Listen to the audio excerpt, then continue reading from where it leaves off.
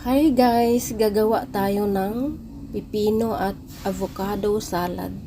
Ito ang ating gulay ngayon sa lunch.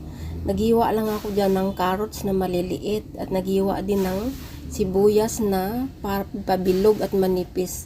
At ganon din sa avocado, hiniwa ko din ng pa-cubes, at sa pipino na hiniwa ko rin siya ng ganyan lang siya kaliliit. At haluin lang natin para ma-mix lahat ang ating mga gulay. At susunod ay gagawa tayo ng dressing.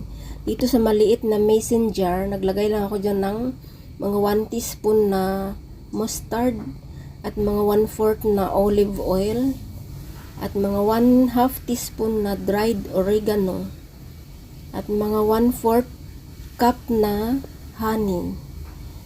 At maglagay din tayo ng mga 1/2 teaspoon na salt at black pepper na mga 1/4 teaspoon din, at half slice na lemon. At gamitan natin ng strainer para hindi sumama ang buto. Diyan natin i-mix sa mason jar or sa maliit na buti na malinis, para i-shake lang natin na ganyan para ma-mix ang lahat ng mga mixture or mga ingredients natin nilagay dyan, para mas madali, mas matunaw ang mga nilagay natin dyan.